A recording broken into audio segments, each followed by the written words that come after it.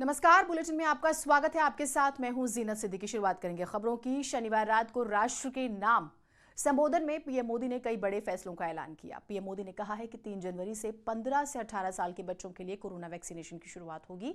साथ ही frontline health workers के लिए 10 जनवरी से प्री कॉशन डोज की भी घोषणा की। उन्होंने बुजुर्गों के लिए पीएम मोदी ने बड़ा ऐलान किया। अपने संबोधन में पीएम मोदी ने कहा है कि देश को कोरोना के नए वेरिएंट ओमिक्रॉन से सचेत रहने की जरूरत है। दुनिया के कई देशों में कोरोना के नए वेरिएंट ओमिक्रॉन की वजह से संक्रमण बढ़ा है। पीएम मोदी ने लोगों से कोरोना नियमों का पालन पूरी तरह से करते रहने की अपील की। कहा कि कोरोना वैश्विक महामारी से लड़ाई का अब तक यही अनुभव बताता है कि व्यक्तिगत स्तर पर सभी दिशा निर्देशों का पालन कोरोना से मुकाबले का बहुत बड़ा हथियार है। और दूसरा हथियार है वैक्सीनेशन।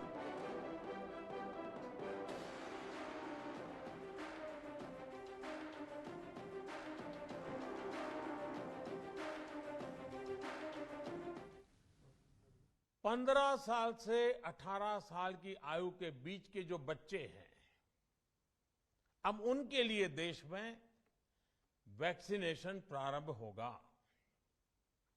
2022 में 3 जनवरी को सोमवार के दिन से इसकी शुरुआत की जाएगी।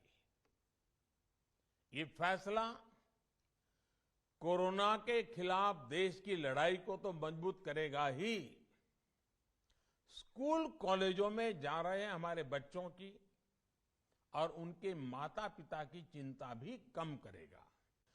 प्रिकॉशन की दृष्टि से सरकार ने निर्णय लिया है कि हेल्थ केयर और फ्रंटलाइन वर्कर्स को वैक्सीन की प्रिकॉशन डोज भी प्रारंभ की जाए।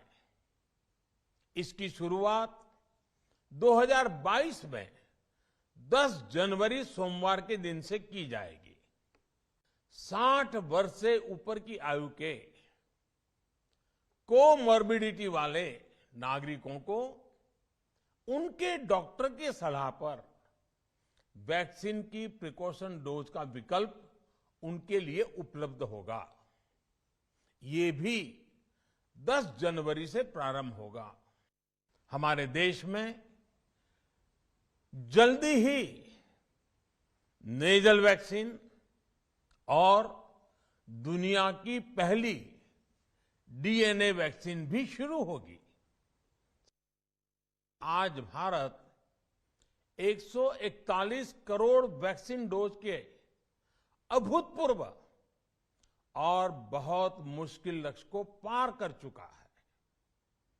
आज भारत की वयस्क जनसंख्या में से 61% से ज्यादा जनसंख्या को वैक्सीन की दोनों डोज लग चुकी है। इसी तरह वयस्क जनसंख्या में से लगभग 90% लोगों को वैक्सीन की एक डोज लगाई जा चुकी है। भारत में भी कई लोगों के ओमिक्रॉन से संक्रमित होने का पता चला है। मैं आप सभी से आग्रह करूंगा कि पैनिक न करें। हां, सावधान रहे, सतर्क रहे, मास्क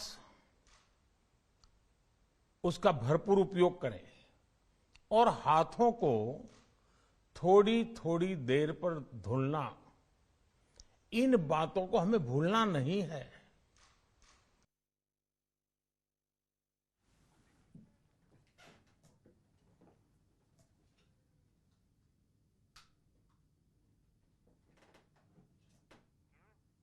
और पीएम मोदी के ऐलान के बाद तमाम तरह की जो है प्रक्रियाएं, लोग काफ़ी खुश हुए। अमित शाह ने पीएम मोदी का आभार व्यक्त किया। पीएम मोदी जी के जरिए 15 से 18 वर्ष के बच्चों को वैक्सीन की डोज प्रारंभ करना बहुत ही स्वागत योग्य कदम है। ये स्कूल और कॉलेज जाने वाले बच्चों के प्रति मोदी जी की संवेदनशीलता को दर्शाता है। उन्होंने कहा इससे उनके परिजन भी चिंता मुक्त होंगे। इसके लिए मोदी जी का आभार व्यक्त करता हूँ। तो गृह मंत्री अमित शाह ने जो ट्वीट किया वो हम आपको बता रहे हैं।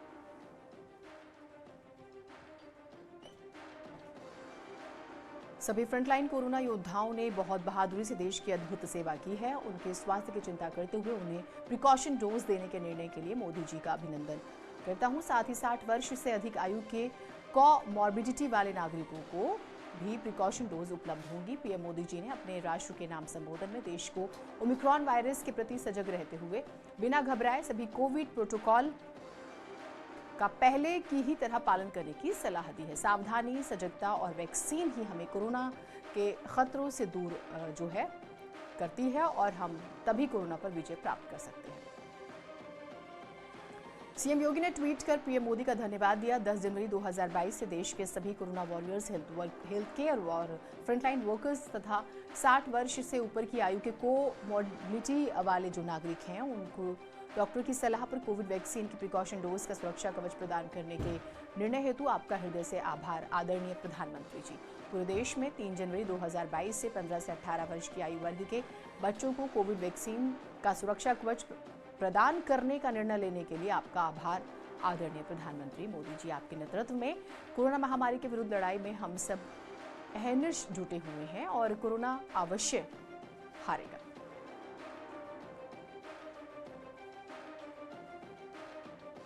तो ये मुख्यमंत्री योगी आदित्यनाथ ने ट्वीट करके जो है आभार व्यक्त किया। वहीं बीजेपी के राष्ट्रीय अध्यक्ष जेपी नड्डा ने भी पीएम मोदी के ऐलान का स्वागत किया। आदरणीय नरेंद्र मोदी जी द्वारा अपने राष्ट्र के नाम संबोधन में देशवासियों को कोरोना से बचाव के लिए महत्वपूर्ण घोषणाएं स्वागत योग्य है। 15 से 18 वर्ष की आयु के बच्चों का टीकाकरण और 60 वर्ष से अधिक आयु और साथ ही हेल्थ वर्कर्स की बात करें, फ्रंटलाइन वर्कर्स की बात करें, को प्रिकॉशन टीके का फैसला इस लड़ाई में अहम साबित होगा।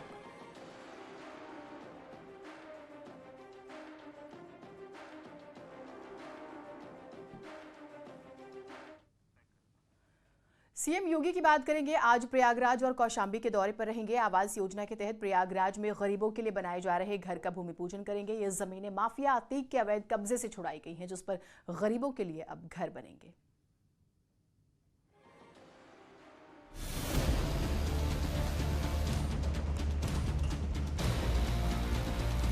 ये तस्वीरें देखकर प्रयागराज के लोग भले ही यकीन नहीं कर पा रहे थे कि बुलडोजर और जेसीबी मशीनों के पंजे बाहुबली और माफिया अतीक अहमद का घर ध्वस्त कर रहे हैं। असल में अतीक अहमद का राजनीतिक रसूख था ही ऐसा कि उस पर ऐसी कठोर कार्रवाई होना आसान नहीं था। लेकिन योगी ने वादा किया कि अब अतीक की जमीन पर गरीबों के लिए आवास बनेंगे। करीब 1.5 साल बाद आज योगी उस वादे को पूरा करने के लिए प्रयागराज आ रहे हैं। सूबे के मुखिया योगी आदित्यनाथ अपना 1 साल पहले किया हुआ वायदा पूरा करने संगम नगरी प्रयागराज आ रहे हैं और शहर पश्चिमी जो माफियाओं के लिए जानी जाती थी और बाहुबली पूर्व सांसद अतीक अहमद का ये क्षेत्र हुआ करता था और इस जमीन पर जो कि नजूल है और ये 1773 वर्ग मीटर है, इस पर एक पुराना बंगला था और इस पर अतीक अहमद का कब्जा था। और जब माफियाओं के खिलाफ कार्रवाई शुरू हुई तो इसको भी जमींदोज किया गया और अब योगी सरकार इस जमीन पर गरीबों के लिए आशियाना बनाने जा रही है। प्रयागराज में अतीक के कब्जे से छुड़ाई गई करीब 1731 वर्ग मीटर जमीन पर 76 फ्लैट बनेंगे। बिल्डिंग 4 मंजिला होगी। हर फ्लैट की लागत 6 लाख आएगी, जिसमें से 1.5 लाख केंद्र सरकार, 1 लाख राज्य सरकार देगी।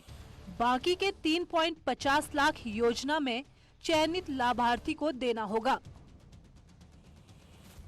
शरीफ लोगों के लिए, इंसान के लिए और उन माफिया और गुंडा राज के खिलाफ लड़ी जाती है तो सत्य की ही जीत होती है। तो ये जो सत्य की जीत है वो दर्शाता है और यहाँ पे अमन चैन अब आया है शहर पश्चिमी में, जो एक माफियाओं का एक अड्डा बन गया था। सीएम योगी शिलान्यास के बाद जनसभा को भी संबोधित करेंगे। तय है कि योगी गुंडों और माफियाओं पर प्रदेश भर में हुई कार्रवाई को लेकर बड़ा संदेश देंगे। न्यूज़ 18 के लिए प्रयागराज से सर्वेश दुबे की रिपोर्ट। सीएम योगी आदित्यनाथ की बात करेंगे। उन्होंने गाजियाबाद में शनिवार को रोड शो किया। रोड शो में हम बात करें तो काफी भीड़ थी। जनविश्वास यात्रा के तहत आयोजित रोड शो में लोगों की सैलाब उमड़ा लोगों का।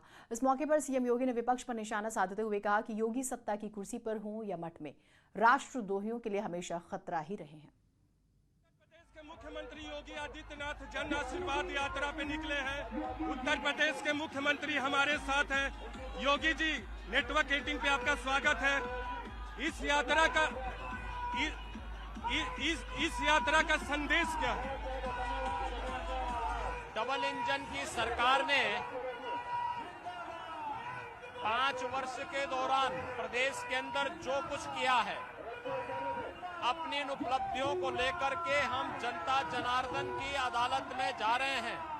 ये जन विश्वास यात्रा भारतीय जनता पार्टी की केंद्र और प्रदेश सरकार की उपलब्धियों को लेकर के जनता के बीच में और जनता जनार्दन का आशीर्वाद लेने के लिए जा रही है, और इसीलिए आज गाजियाबाद में भी जन विश्वास यात्रा आई है। तो उत्तर प्रदेश के चुनाव में राम जन्मभूमि अयोध्या मसला, श्री राम का मसला और धारा 370 भी मुद्दा होगा। देखिए, भाजपा ने जो कहा था सो करके दिखाया है, हम जो कहेंगे सो करके दिखाएंगे। धारा 370 मुद्दा होगा, श्री राम मंदिर का राष्ट्रवाद, सुशासन और विकास, ये भारतीय जनता पार्टी की पहचान है। भारतीय जनता पार्टी इन्हीं मुद्दों को लेकर के आगे भी कार्य करेगी। असदुद्दीन ओवैसी धमकी दे रहे पुलिस कर्मियों को कि योगी और मोदी चले जाएंगे कि कौन बचाएगा, आपका क्या कहना है, आप क्या आश्वस्त करते हैं? देखो, एक बात ध्यान रखना होगा कि चाहे वह मोदी जी हो या योगी हो, मोदी जी गुजरात के मुख्यमंत्री रहे हो या इस देश के प्रधानमंत्री, विकास, सुशासन और राष्ट्रवाद के मुद्दे को बिना झुके, बिना रुके, बिना डिगे उन्होंने एक नई ऊंचाइयां दी हैं। और योगी चाहे सत्ता की कुर्सी में हो या अपने मठ में, हमेशा राष्ट्रद्रोहियों के लिए वह खतरा ही रहे हैं और आगे भी खतरा रहेंगे। अखिलेश यादव कह रहे हैं कि आपने 5 साल के कार्यकाल में कुछ नहीं किया। ये जन सैलाब बता रहा है किया है या नहीं किया। प्रियंका गांधी कह रहे हैं कि अयोध्या में भूमि घोटाला हुआ है और उनके पास बहनें हैं। प्रियंका गांधी जिन्होंने खानदानी भू माफिया के रूप में देश की अकूत संपत्ति को हड़पा हो, उन लोगों से इससे अच्छे बयान की उम्मीद नहीं की जाती है। वो कह रहे हैं उनके पास बहनें हैं, महिलाएं उनके साथ हैं। और मैंने कहा ना कि उनके कृत्यों को तो हर व्यक्ति जानता है, तंदूरी कांग्रेस को कोई भूला नहीं है। हमसे बातचीत करने के लिए धन्यवाद। तो जन आशीर्वाद यात्रा पर निकले योगी आदित्यनाथ, न्यूज 18 इंडिया से खास बातचीत की। कैमरा पर्सन अजय के साथ Neeraj Kumar, news 18 India, Ghaziabad. Corona के बढ़ते केस को लेकर यूपी में शनिवार रात से नाइट कर्फ्यू की शुरुआत हो गई। नोएडा में पुलिस ने रात को सड़कों पर उतरकर लोगों को नाइट कर्फ्यू के बारे में जागरूक किया। लोगों को बताया गया कि किस तरह नाइट कर्फ्यू के दौरान नियमों का पालन करना है। सोशल डिस्टेंसिंग का पालन करें, घर पर रहें, सुरक्षित रहें, अनावश्यक रूप से कोई भी रात में बाहर ना निकले। एक छोटा सा ब्रेक ले रहे हैं, कहीं मत जाइएगा।